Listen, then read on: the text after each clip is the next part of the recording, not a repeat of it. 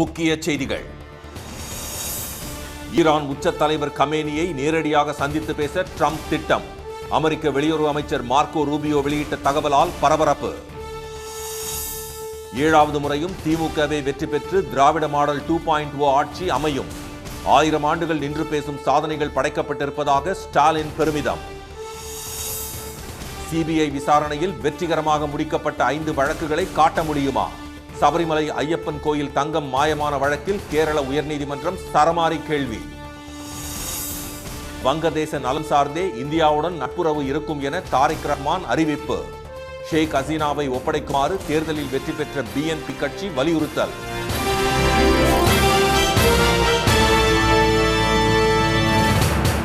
வணக்கம். வணக்கம்.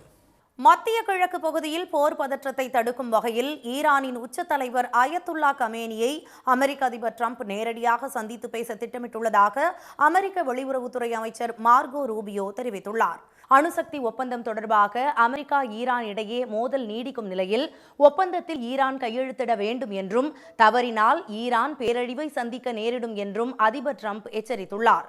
மேலும் ஈரானை மிரட்டும் வகையில் 2 போர்க்கப்பல்களையும் அவர் அனுப்பி வைத்துள்ளார். அணுசக்தி தொடர்பாக இரு நாடுகளிடையே தொடர்ந்து பேச்சுவார்த்தை நடைபெற்று வந்தாலும் இதுவரை உடன்பாடு எதுவும் எட்டப்படவில்லை. இதனால் மேற்கு ஆசியாவில் போர் பதட்டம் நீடித்து வருகிறது. இந்நிலையில் வாஷிங்டனில் தொலைக்காட்சி ஒன்றுக்கு நேர்காணல் அளித்த மார்கோ ரூபியோ பேச்சுவார்த்தை மூலம் உலகளாவிய மோதல்களை தீர்ப்பதில் ட்ரம்ப் ஆர்வமாக இருப்பதாக கூறினார்.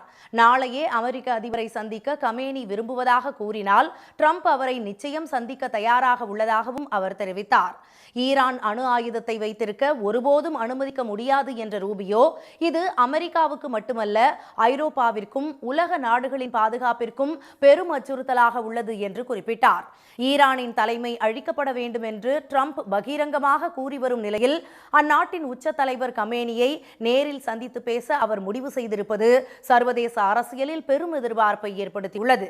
இந்நிலையில் ஆண்டுதோறும் பிப்ரவரி 9ஆம் தேதி ராணுவ மற்றும் விமானப்படை தளபதிகளை சந்தித்து பேசும் கமேனி 37 ஆண்டுகால மரபை மீறி இந்த ஆண்டு யாரையும் சந்திக்காததால் தற்போது அவர் எங்கே இருக்கிறார் என்பது பற்றி குழப்பம் உருவாகியிருக்கிறது. 1000 ஆண்டுகள் நின்று பேசும் சாதனைகளை 5 ஆண்டுகளில் செய்து முடித்திருப்பதாக கூறியுள்ள முதலமைச்சர் திரு மு.க. ஸ்டாலின் 7வது முறையும் திராவிட மாடல் ஆட்சியே அமையும் என்று தெரிவித்துள்ளார். திருப்பத்தூர் மாவட்டம் மண்டலவாடியில் திமுகவின் என் வாக்குச்சாவடி வெற்றி வாக்குச்சாவடி என்ற தலைப்பிலான வடக்கு மண்டல வாக்குச்சாவடி குழுவினருக்கான பயிற்சி மாநாடு நேற்று நடைபெற்றது. அதில் உரையாற்றிய முதலமைச்சர் நாடாளுமன்ற தேர்தலில் 100க்கு 100 வெற்றி பெற்ற நிலையில் அப்போது இருந்ததை விட அதிகமான திட்டங்களை நிறைவேற்றி அனைத்து தரப்பு கோரிக்கைகளும் தீர்த்து வைக்கப்பட்டிருப்பதாக தெரிவித்தார். எனவே இந்த சரித்திர வெற்றி தொடரும் என்ற திரு ஸ்டாலின் திராவிட மாடல் 2.0 ஸ்டார்ட் ஆகிவிட்டதாக கூறினார். 2026 சட்டமன்ற தேர்தலையும் நாம தான், 7வது முறையும் திமுக ஆட்சி தான். திராவிட மாடல் 2.0 ஸ்டார்ட். இதை நான் ஆணவத்தில் சொல்லல, ரொம்ப அடக்கத்தோட மிகுந்த பணிவோட நம்ம அரசு செஞ்சிருக்கக்கூடிய சாதனைகள் மேல நான் வச்சிருக்கக்கூடிய நம்பிக்கையில சொல்றேன். வாட்ஸ்அப், இன்ஸ்டாகிராம் என இத்தனை சோசியல் மீடியாக்கள் வந்தாலும் வாக்காளர்களை நேரில் சந்தித்து பணிவாக வாக்கு கேட்கும் பிரச்சாரத்திற்கு எதுவும் ஈடாகாது என்ற முதலமைச்சர் திராவிட மாடல் அரசின் சாதனைகளை விரிவாக பட்டியலிட்டு திமுக ஆட்சி மீண்டும் வந்தால்தான் தமிழ்நாட்டின் வளர்ச்சி தொடரும், தமிழ்நாட்டின் சுயமரியாதை காப்பாற்றப்படும் என்பதை மக்கள் மனதில் பதிய வைக்குமாறு கேட்டுக்கொண்டார். திமுக ஆட்சியில் ஒவ்வொரு குடும்பமும் ஏதாவது ஒரு வகையில் பயன்பெறும் வகையில் திட்டங்கள் தீட்டப்பட்டிருப்பதை சுட்டிக்காட்டிய அவர் தேர்தலை காரணம் காட்டி மகளிர் உரிமை தொகையை தடுக்க நடந்த சதி முறியடிக்கப்பட்டிருப்பதாக தெரிவித்தார்.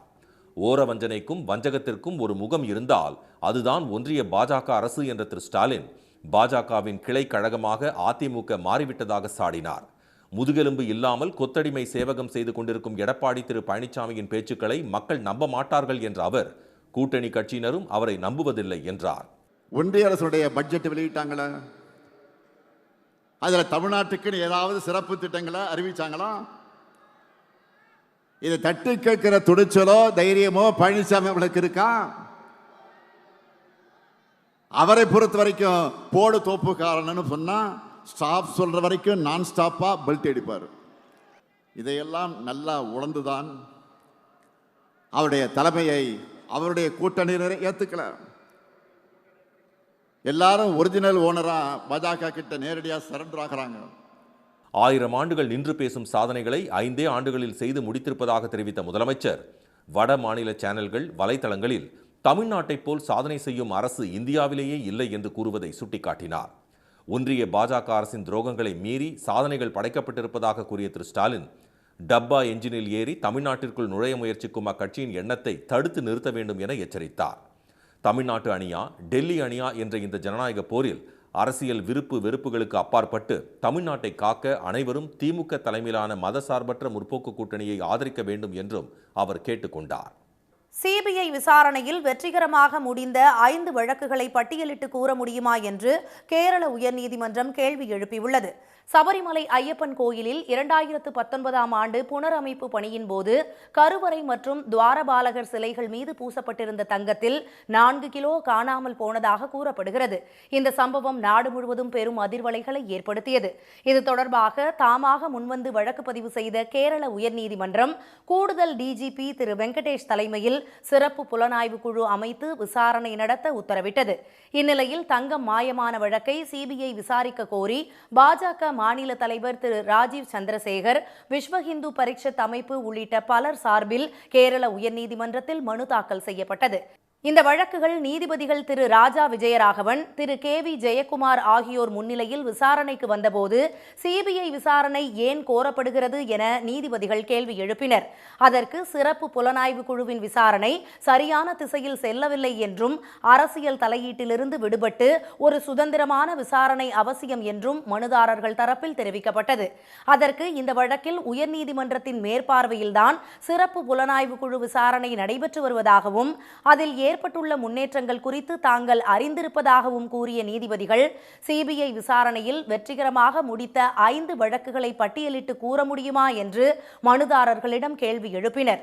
சிபிஐ விசாரணை தொடர்பாக கேரள அரசு தரப்பில் பதில் மனுக்கள் தாக்கல் செய்யப்பட்ட பின்னர் விரிவான வாதங்களை விசாரிப்பதாக தெரிவித்த நீதிபதிகள், சிபிஐ விசாரணை கோரும் அனைத்து மனுக்களும் ஒன்றாக பரிசீலிக்கப்படும் என்றும் தெரிவித்து வழக்கு விசாரணையை தேதி குறிப்பிடாமல் ஒத்திவைத்தனர்.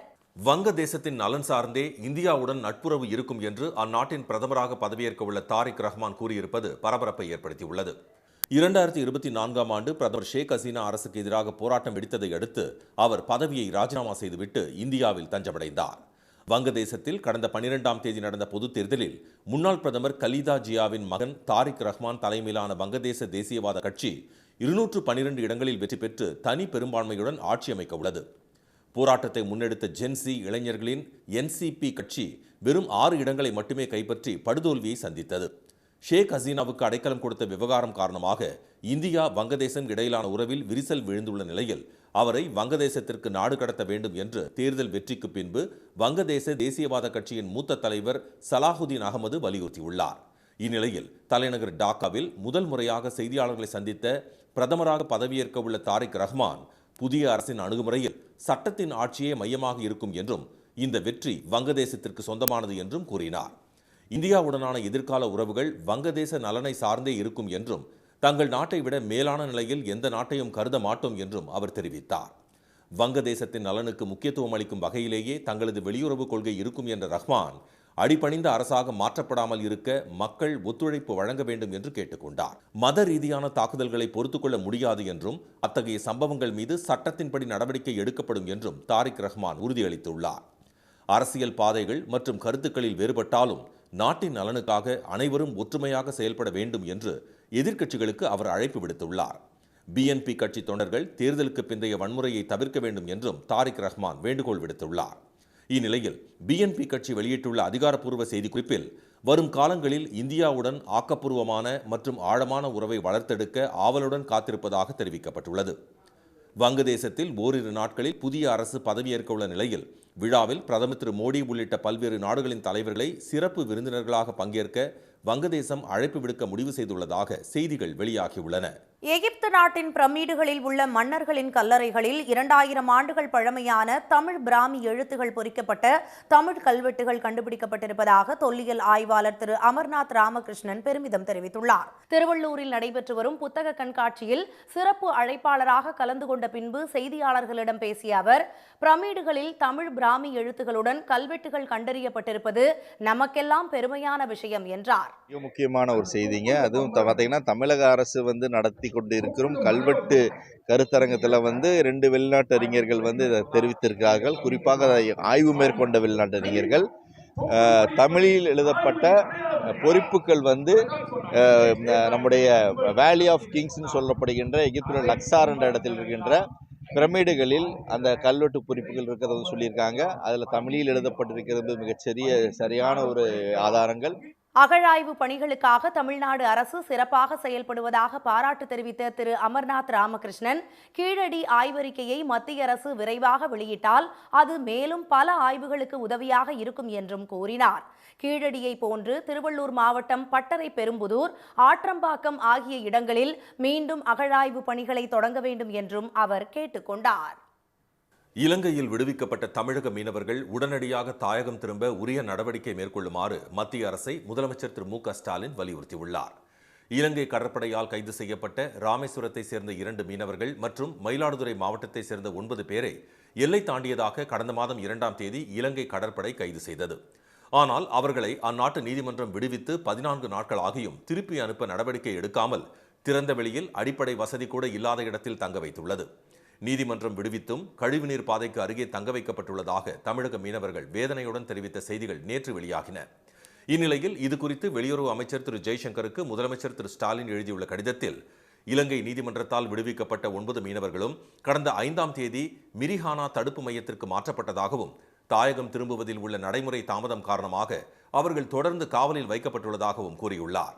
இலங்கை நீதிமன்றத்தால் விடுவிக்கப்பட்ட நம் நாட்டு மீனவர்கள் அங்கு சந்திக்கும் கடினமான சூழ்நிலையையும் மீனவர்களின் குடும்பங்கள் இங்கே எதிர்கொள்ளும் துயரங்களையும் கருத்தில் கொண்டு விடுவிக்கப்பட்ட மீனவர்கள் விரைவில் தாயகம் திரும்ப தேவையான உடனடி நடவடிக்கைகளை மேற்கொள்ள வேண்டும் என்றும் திரு ஸ்டாலின் தமது கடிதத்தில் வலியுறுத்தியுள்ளார்.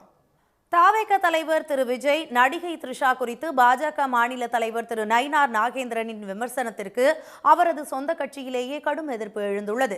சென்னையில் நேற்று முன்தினம் செய்தியாளர்களிடம் பேசிய திரு நயினார் நாகேந்திரன், தாவேக தலைவர் திரு விஜய் அரசியல் அனுபவம் இல்லாதவர் என்றும், முதலில் அவர் தனது வீட்டிலிருந்தும் த்ரிஷாவின் வீட்டிலிருந்தும் வெளியே வர வேண்டும் என்றும் கூறினார்.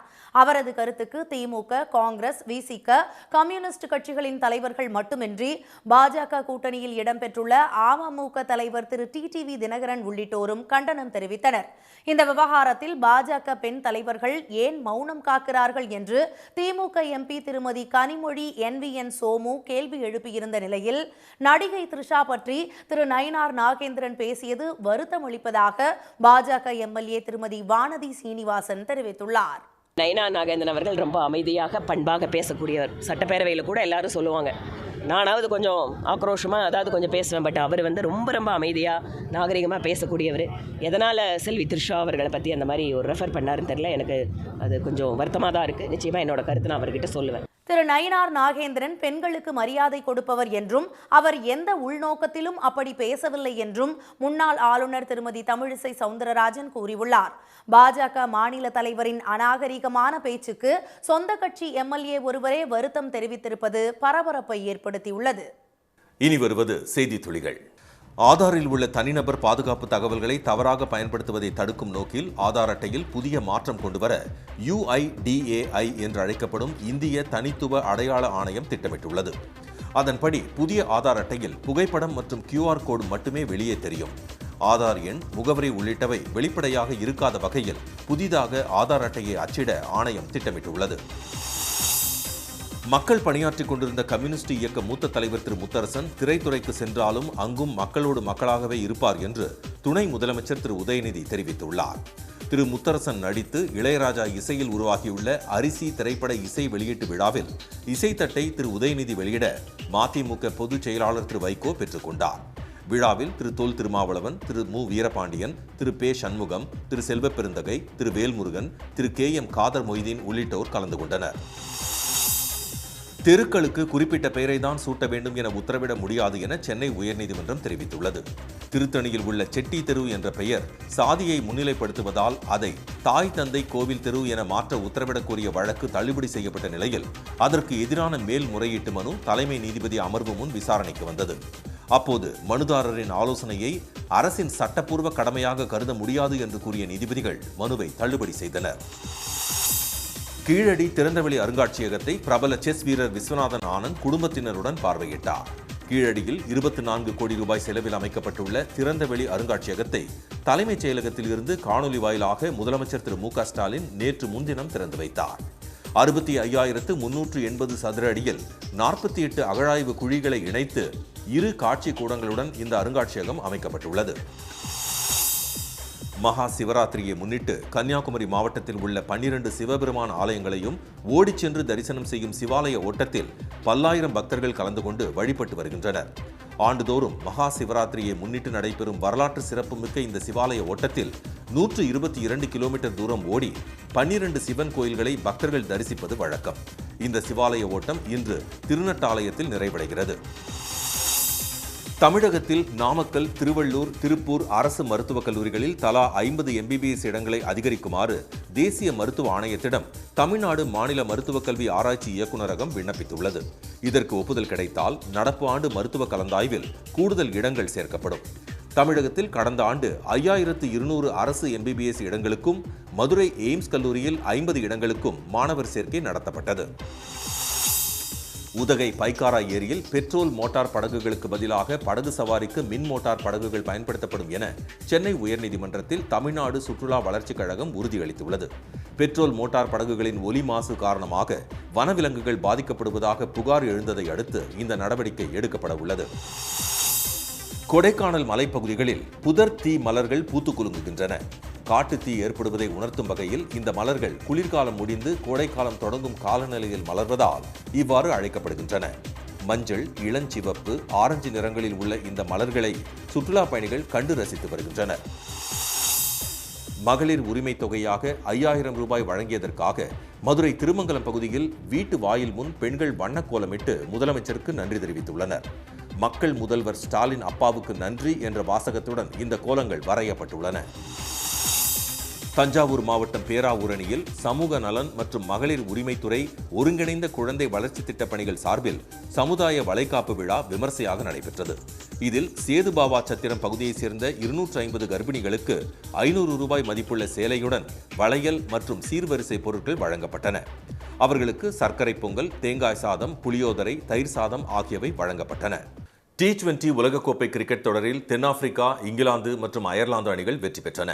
அகமதாபாத்தில் நடைபெற்ற தொடரின் 24வது லீக் ஆட்டத்தில் முதலில் பேட் செய்த நியூசிலாந்து அணி நிர்ணயிக்கப்பட்ட 20 ஓவர்களில் 7 விக்கெட்டுகளுக்கு 175 ரன்கள் சேர்த்தது. அதிகபட்சமாக மார்க் சாப்மேன் 48 ரன்களும் டேரில் மிச்சல் 32 ரன்களும் சேர்த்தனர்.